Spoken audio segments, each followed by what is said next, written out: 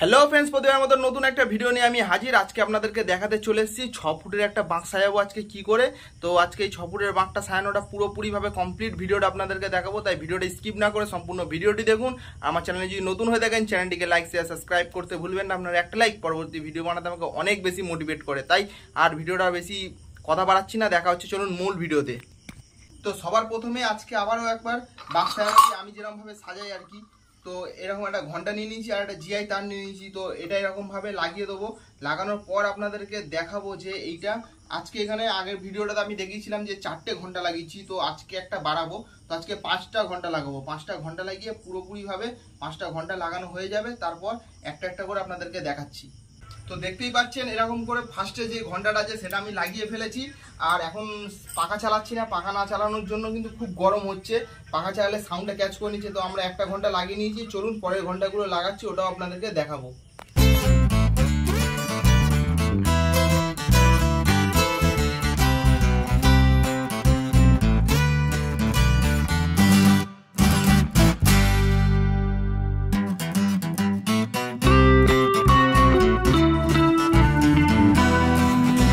আমাদের 5টা ঘন্টা পুরোপুরি ভাবে দেখছেন লাগানো হয়ে গেল।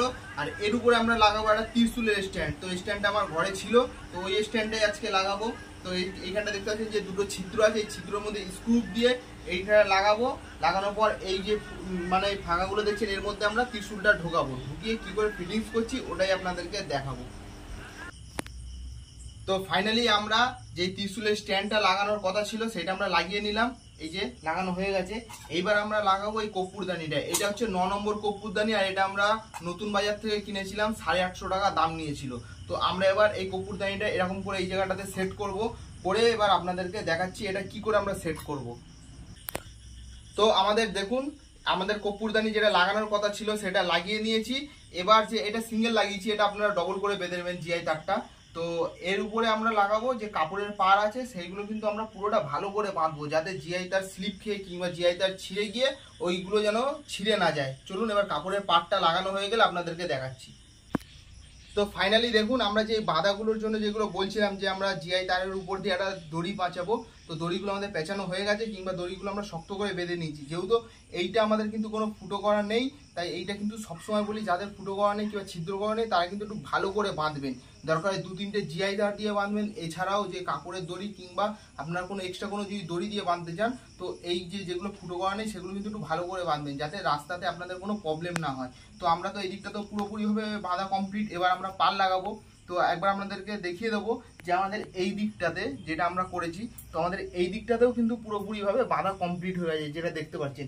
হ্যাঁ, এর উপরে যেটা আমাদের হবে, এর উপরে যে এইগুলো এখনো লাগাইনি, তো এইগুলো লাগাবো।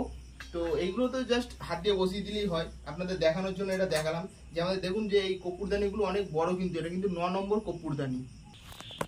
তো ফাইনালি আপনারা দেখতে পাচ্ছেন যে আজকে এখন আমাদের এই পার যেটা লাগালাম সেটা পুরোপুরিভাবে কমপ্লিট হয়ে গেছে। আর এই পারটা দেখুন, এটা কিন্তু এখানে 2 রকম পার লাগিয়েছি।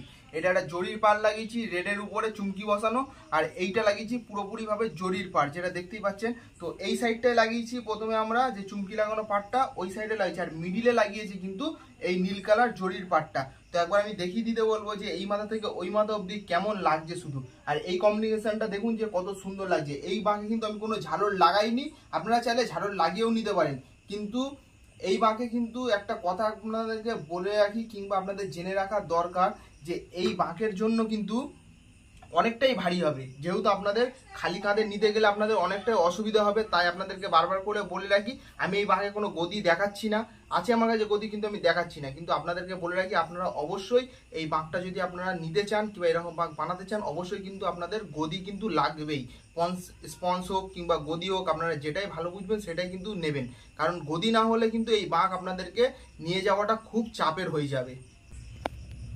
তো ফাইনালি আমাদের বাঁক এখন পুরোপুরিভাবে সাজানো কমপ্লিট হয়ে গেছে। তো এই বাঁকের থিমটা রয়েছে এরকম ভাবে, দুধারে দুটো ত্রিশূল রয়েছে আর সামনে দুটো কর্পূরদানি রয়েছে। আর যেগুলো দেখছেন এখানে যে 5 জোড়া করে এইপারে ঘন্টা, 5 জোড়া এইপারে ঘন্টা, পুরোপুরি ভাবে আজকে এই বাঁকটা আমাদের এখন পুরোপুরি ভাবে সাজানো কমপ্লিট হয়ে গেছে। তো আজকের ভিডিওটা আর বেশি বড় করছি না। আজকের ভিডিওটা কেমন লাগলো অবশ্যই কিন্তু কমেন্ট করে জানাবেন। আর প্লিজ আপনাদেরকে বলে রাখি, আপনারা ভিডিও তো দেখে নিচ্ছেন কিন্তু সাবস্ক্রাইব করছেন না চ্যানেলটা। তাও এখন অবধি যারা যারা চ্যানেলটিকে সাবস্ক্রাইব করেনি তাদেরকে বলে রাখি চ্যানেলটা অবশ্যই সাবস্ক্রাইব করে। তো আর একটা কথা বলে রাখি যে ক্যামেরার পিছনে যে আমার ক্যামেরা ম্যান রয়েছে তাকে আমার সঙ্গে ক্যামেরা ধরে দেওয়ার জন্য কিংবা ক্যামেরাটা এতক্ষণ ধরে আমার বকবগানিটা সে সহ্য করে ক্যামেরাটা করে দেওয়ার জন্য তাকে অনেক অনেক ধন্যবাদ। সে যেহেতু ক্যামেরার সামনে আসবে না বলে।